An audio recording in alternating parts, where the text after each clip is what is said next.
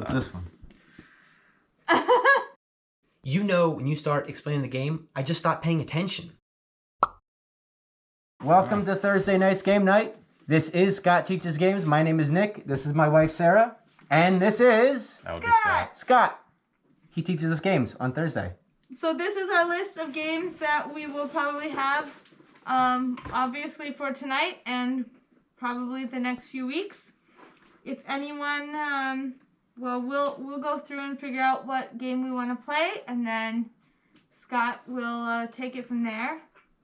So if you guys like what we're doing, give us a thumbs up, subscribe, recommend a game that you want us to watch us play. Or if we don't have a game and you have a game that we'd like to play, maybe we can try to get it. I don't know if you remember from the last time we did this, but I was talking in the middle of like, well, most games the first time you're learning it, it's gonna be a lot longer than it normally would be. Yeah. And then I said that's not true. I do have a game that would be pretty fast regardless. That's the game I was talking about. Let's try it. Okay. All right. What? That one's not. Centered? Nope. How come? I don't know. Doesn't make sense to me. But no, this one's not centered. Yeah, I know. Okay, we'll have to spin it in post. In any case, I'll get this stuff. So I'm gonna. Yeah, tilt that guy down. That's better. Should be good. Yeah. Yeah. Oh, so No one's head is in All it. right. we are playing. That's very bright. Tsuro. We're playing Tsuro. this game. Tsuro. Oh, Tsuro? Tsuro, yes. Not to be confused with churro. It is Japanese origin name. It has some nice artwork. Yes. Oh wow, that is beautiful. What is this? And This is very simple for setup. pretty colors. And all you're going to be doing is picking a color to start. Not black. Not black, yes. All right, I call blue. All right, take the blue. I'm yellow. All right, and I'll take the silver. Okay, so just put these on the side. Now, we're going to get a hand of 3 cards, or all these tiles. Going to start off, yeah, again, you're pretty close. With, I've played what are you this doing? game before. Yes, you have. I'm not sure if you're going to remember it terribly, but yes, for Sarah, who has not, all of these hash marks around are potential starting areas. So all we're going to end up doing is take turns placing them on the actual hash marks. Okay. Now, the reason that they are there is because on your turn, you're going to lay one of these tiles. You're going to have a choice. You're going to see that they all have different patterns on them. And what they do is on your turn, you would line it up with the grid. You can see the small grid there. And you just follow the path Oh, until you okay. get to the end. And then everybody takes turn. Your next turn, you might end up going here. Oh, so it doesn't have and to be you the just same keep following. pattern? There's never the same pattern. Oh. Every single one of these is unique. Wow. Okay. The objective is to not get knocked out.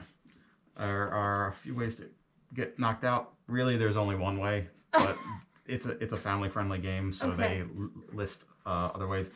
If at any point you start off on the hash mark on the outer edge, Yes. if at any point in time your path ends on the edge, You're knocked out. you're knocked out. And is that end of round or end of game for you? That's the end of the game for you. Okay. I think it's a fairly it's a very short game, not relatively like the last one. Okay.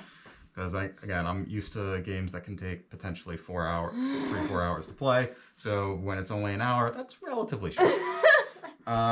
Different definition of short. Yeah. The other ways that are listed for knocking out is if at any point you follow and end up hitting into somebody else, you both get knocked out. That's just a way of saving time because technically you would follow the path all the way back to where that person started. Oh. So it's just a way of saving time. The other is if at any point you end up in a permanent loop. That would knock you out. Oh. That's impossible. The only way to be just because you have a starting point. So there's no way for you to follow a path and end up in a permanent loop without somehow coming off the edge. So really, you would have cheated in order to get that. Because if this is what happened, you already are out. Right. Got it. And it's basically like you're having two ends of a string. Yeah. You can't connect them without having these two points connect. Got it.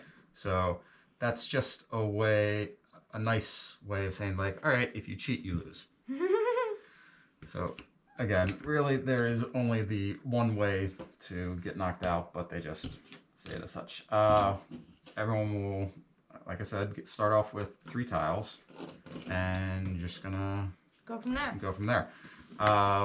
As I was showing, the only other thing, if at some point, like say we both started there, and I placed the tile, you would also continue on the path, even though it's not your turn. Oh, okay.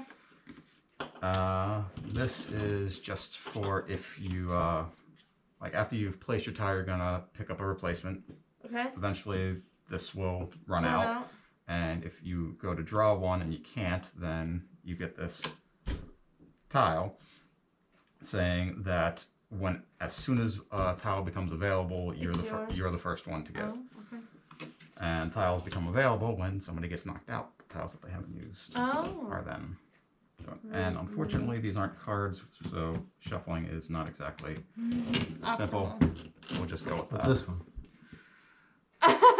He just explained that. When we run out of tiles, which will eventually happen, and if you go to draw a tile and you cannot draw a tile, you get this one, meaning that when a tile becomes available, you're the first one to get it. Scott, you know, when you explain the games, sometimes I just stop paying attention. And a tile will become available when somebody gets knocked out, and they're tiles that they haven't used. Gotcha. Used. We'll do it live. Okay. All right. Okay. That was great. What's this one? We just went over that.